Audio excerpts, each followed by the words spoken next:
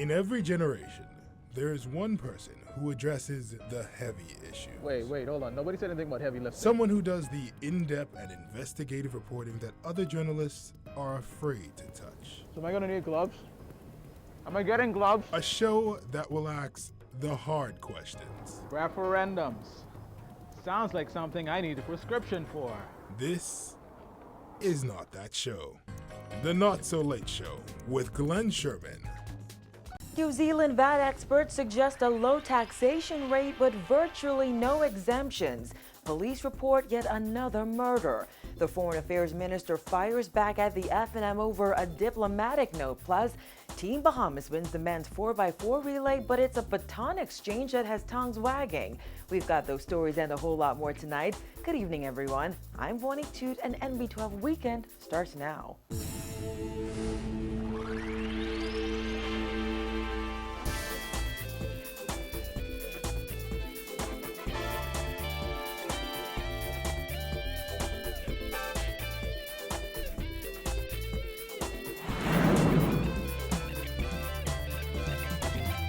Topping news tonight, two New Zealand VAT experts are warning the Christie administration that the lower the rate of taxation, the less room there will be for exemptions. The experts sat down with reporters weeks after Prime Minister Christie announced that VAT would be implemented at a rate lower than 15%.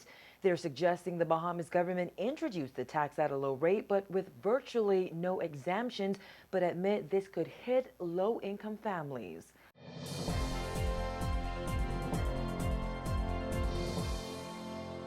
If you have a large number of exemptions, almost by definition, your rate has to be higher. If you have a small number of exemptions, your rate can be lower. And as I say, we found that a one rate, no exemptions framework worked extremely well. But what the government here will decide is really up to them. Don Brash of Brash Consultancy Services in New Zealand says it would not be appropriate for them to make a judgment on what percentage the Bahamas government should introduce value-added tax. He says he understands Prime Minister Perry Christie is not fixed on 15%, but the lower the rate of taxations, the less exemptions the Bahamas should have. A lower rate clearly has a smaller effect on final prices. That's very clear. But the exemption regime is really crucial in answering that question. And until the government makes final decisions on what will be exempt, it's very hard to make an estimate of what the effect on the price level will be of a value-added tax. As I say, our experience has been that you're better to have no exemptions and a lower rate than a high rate with lots of exemptions. In fact, he says the reason VAT works so well in New Zealand is compliance costs are low and there are few exemptions. There are virtually no exemptions in the New Zealand system. The only exemptions are financial services and rent. According to VAT Tax Bill 2013 and the Value-Added Tax Regulations 2013, some services and goods will be exempt from the new tax, including a variety of breadbasket items, educational institutions, daycare, after-school care, medical and disabled facilities. Here's how Brash responded to that. Who spends most money on food in the community? It's not low-income people. It's high-income people. So by exempting food, say, high-income people might benefit by $40 a week by not having a VAT on food. Low-income people will benefit by $10 a week.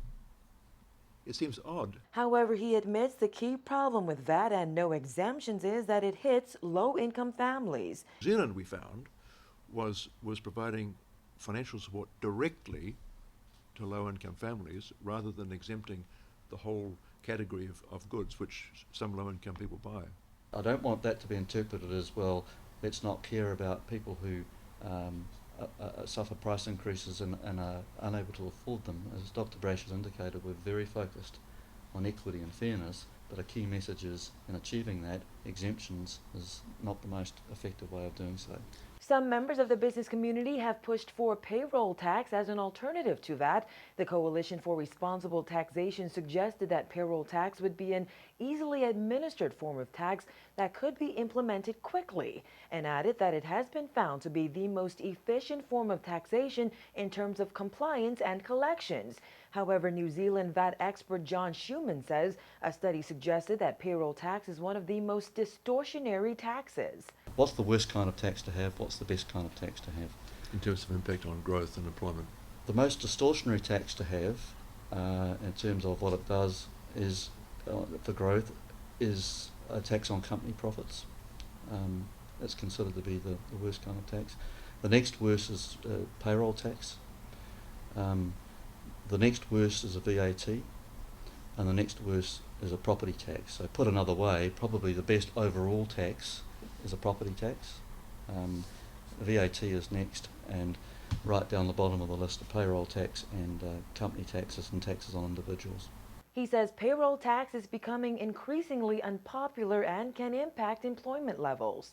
If you impose a tax on payroll, that has the effect of increasing the costs to business or reducing the employee's wage, depending on who actually bears it. And it can be shared, or it can be fully absorbed by one or the other. If it's fully absorbed by the business, it's going to be passed on. As a result of that, there's all kinds of evidence of impact on levels of employment, on labour productivity, mobility, and so on. Based on international research, Schumann says they concluded that of all the taxes, VAT is one of the most efficient and one of the least distortionary taxes.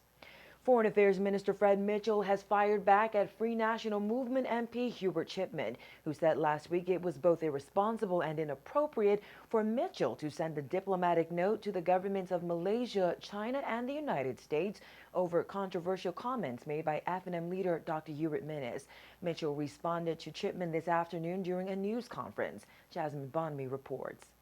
Minister Mitchell responding to Chipman's comments during a press conference this afternoon, saying that the only time he'll take political advice from the St. Anne's MP is, quote, when pigs grow wings and fly.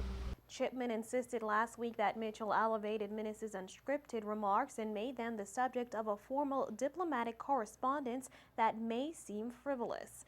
However, Mitchell insisted his response was on behalf of the Bahamian government, and he wanted to ensure that everyone knew the Christie administration takes the aircraft's disappearance seriously.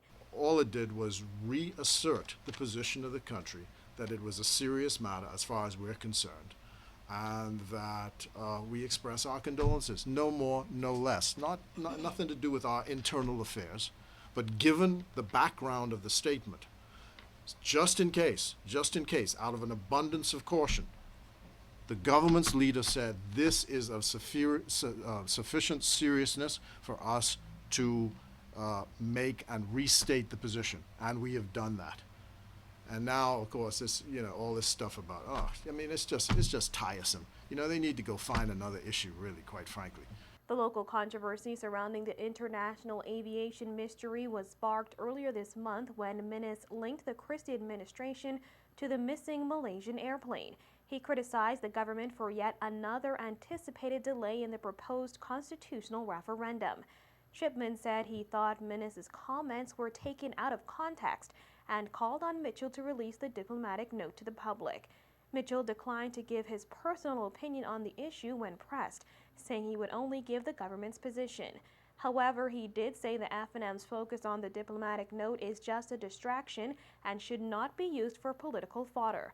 Are they nuts? When are these folk going to get it? It's just a lot of rot. The best thing for them in these circumstances themselves was to just be quiet. When asked if the notes had been delivered to the U.S., Malaysian, and Chinese government, he responded, No. What has happened is the messages have been delivered. In the case of the Malaysian government, because they're not here.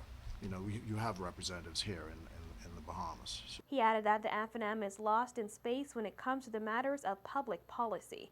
This is simply, therefore, in my view, another attempt by the FNM to deflect attention away from the ineptness of the statements of the leader of the opposition. Reporting for NB12 Weekend, I'm Jasmine Bonami. From the crime beat, a man was gunned down outside a female friend's home this morning, becoming this country's latest murder victim. It's the 10th murder recorded this month. According to police reports, the man was sitting on a bench in the backyard of the home located on Gibbs Corner off East Street shortly after midnight when a gunman shot him multiple times in the chest and stomach. The shooter then fled on foot. The victim ran to the front of the house where he collapsed and died. Police say they have no motive at this point. The murder count now stands at 39 for 2014. Police were also called to Sister Maria Ramming Drive in Millennium Gardens this morning, where a 21-year-old woman was shot multiple times as she slept. She's now fighting for her life in hospital. According to preliminary reports, the victim, who is said to be pregnant, was asleep in her home around 2:30 this morning when gunshots were fired into her bedroom. She was transported to hospital where she's listed in critical condition. Now, on a much more positive note, Team Bahamas dominated the men's 4x4 relay at Penn 2014 this weekend, finishing first, but it's an awkward exchange between the Bahamian and U.S. teams that caused quite a stir. Take a look. The relay team there. Yeah, in minute 78 for the Bahamas. You can absolutely see the disappointment. Manny Mitchell was in the wrong position. Yep. He was on the rail. He needs to be in the number 2 position. Both teams, both the Bahamas and the U.S. team, were in the wrong position. Manny grabbed the Bahamas relay stick, and one of the rules about running the relay, never take your eyes off the incoming runner until you get the baton in your hand. So very, very unfortunate for Manny Mitchell and the U.S. team. Here it is one more time. USA on the inside. They hand to the outside, vice versa for the Bahamas. And here's where the problem started. He actually started running with the Bahamas stick. Golden Knights Michael Matthew, Demetrius Pinder, Chris Brown, and Ramon Miller secured a win with a time of 3 minutes, .078 seconds. Team USA came in second. Meantime, over on Aruba, Team Bahamas made history in the Carifta Swimming Championships, finishing first with 736.5 points. The Bahamas won 55 medals. That's 23 gold, 22 silver, and 10 bronze. When NB12 weekend returns, Aaron Roll's family demands justice. Plus, hotel union execs meet with Club Med officials this weekend over outsourcing concerns. So stay with us.